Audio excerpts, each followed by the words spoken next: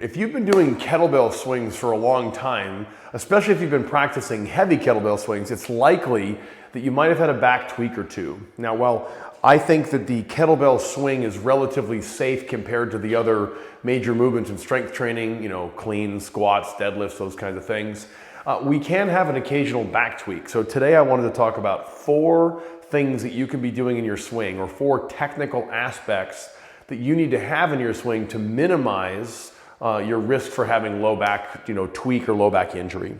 Before I dig into those 4, I wanted to talk about really, how people sort of tweak their back. It's really 2 major ways. One of them is excessive flexion. The other one is excessive arching or too much back muscle activity. Now, essentially, the first one, which is going to be more your discogenic, meaning coming from the disc, is going to be when the bell's coming through here. You'll see people, they lose it a lot and they round their back over and they get into this flexed position here, and that exposes the disc to dangerous forces that can sort of aggravate it, bulge it a little bit, herniate it, or even worse, right? That doesn't happen a ton, but that is one of the major causes of the tweak. And so that's excessively flexing your back coming out of the hole. The other one is actually in response to that one, or trying to avoid that one, we end up overarching the back. This one is very common, especially in the strength training world and even particularly in the kettlebell community, because everyone knows that loaded flexion is bad. So if I'm coming out of the hole here and I'm driving like this, the coach is going to say, hey, chest up. So a lot of times we're getting into the hole like this, and then to get out of the hole, we're actually arching the back or pulling on the bell, which is bad swing mechanics in the first place, but that overactivates the back muscle and can compress the spine or even sort of pinch the spine in the back. And that's going to be coming from the bones kind of pinching together. We call it facet imbrication. So those are the 2 main areas where we're getting pain. One of them is an overtly bad position, excessive rounding in the back. The other one is, an attempt to avoid that, but then you overactivate your spinal extensors. I call that an extension, compression, stabilizing strategy.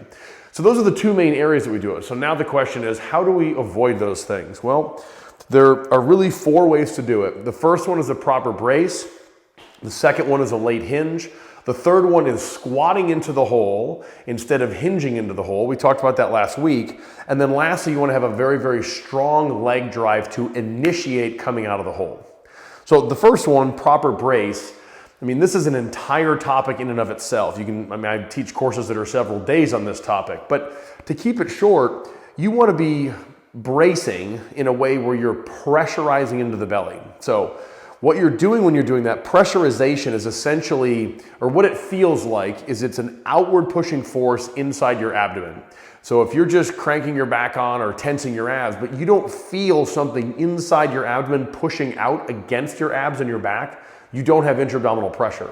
And intra-abdominal pressure is the single most important force for proper stabilization, for maximum stiffness, right? It's this very, very important thing. So what you would do is make sure that you're staying nice and tall, and when you think about pushing out against an active abdominal wall and an active the back muscles, you need those muscles to kind of resist that. So you'll feel the abs, and the back to a little bit of extent turn on or activate, but it's in response to the outward pushing force in the belly. Now, without digging into it too much, that outward pushing force is created by the diaphragm, which is kind of like the linchpin of a good brace.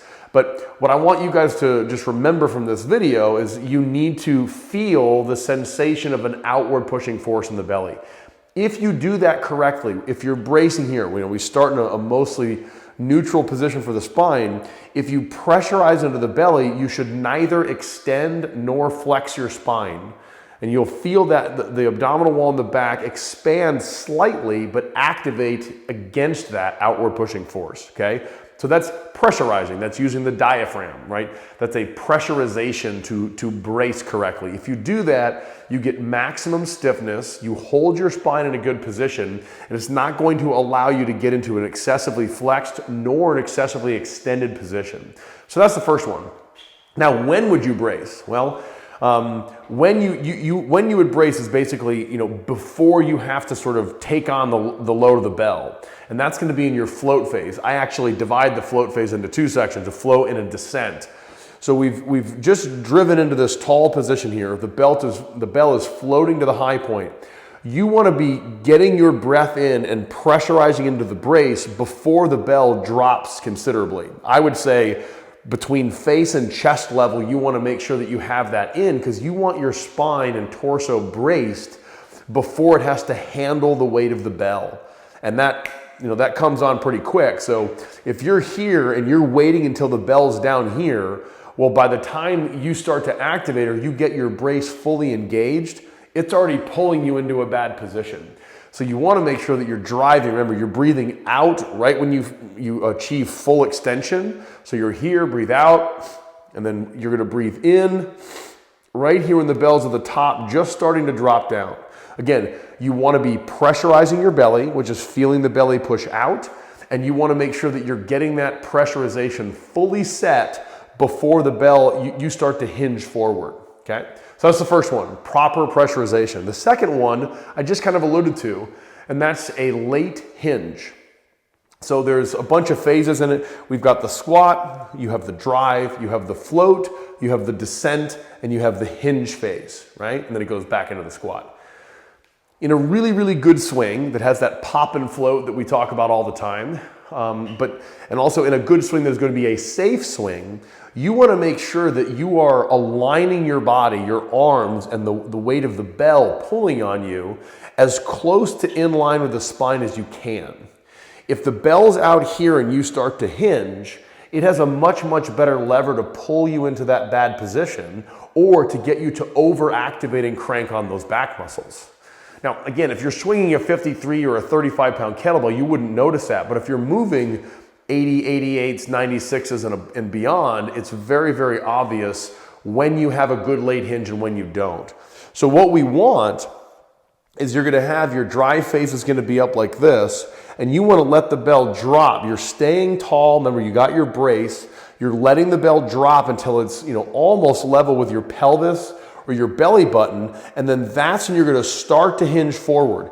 You'll hinge forward and the bell will continue to kind of approximate with your pelvis until you've got the arms lined up with your torso here. And now from this position, I'm going to kind of hinge forward, and then the bell is going to pull me down into the hole into that squat. If you do that, you minimize the leverage the bell has to pull you into a bad position. Okay, so that late hinge is incredibly crucial for making sure that you have as much mechanical leverage over the bell as possible.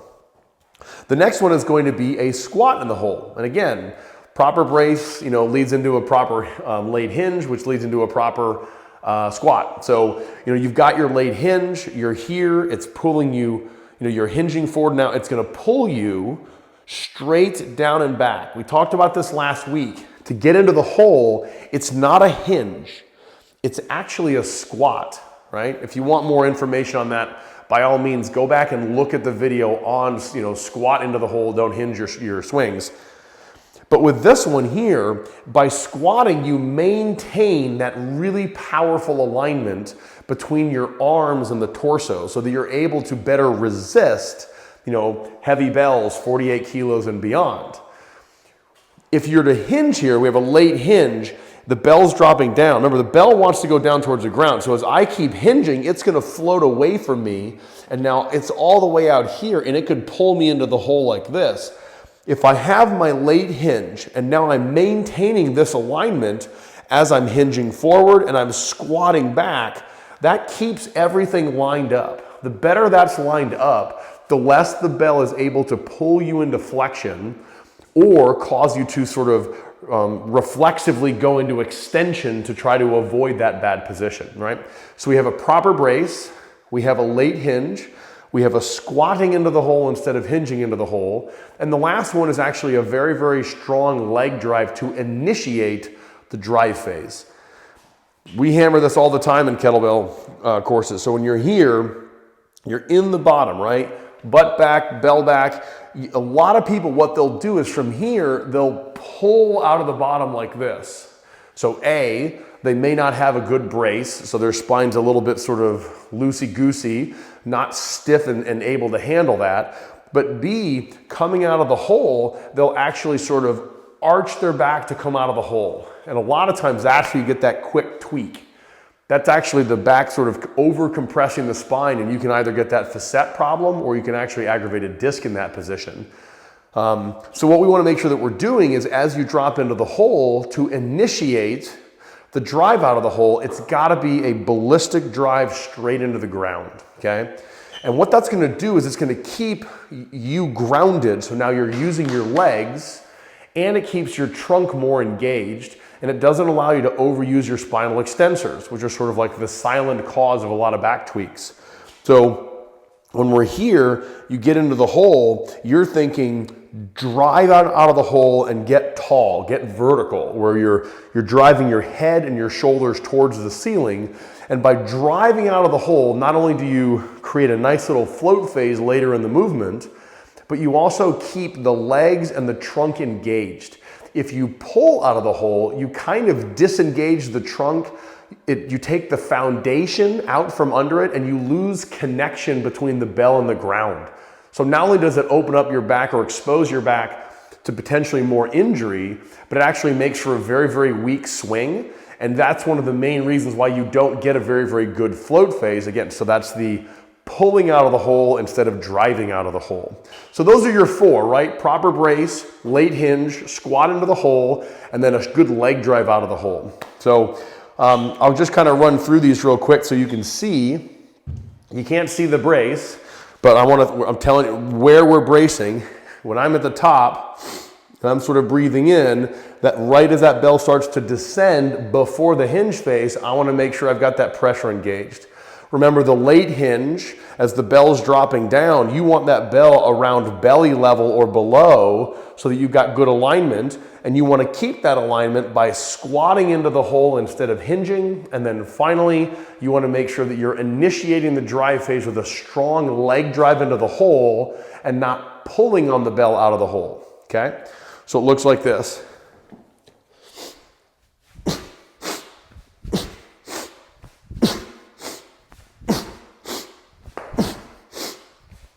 You can see that with that, I'm able to brace well. That's going to stiffen my spine. It makes for a more efficient swing, efficient drive phase, which gets a nice little pop and float phase.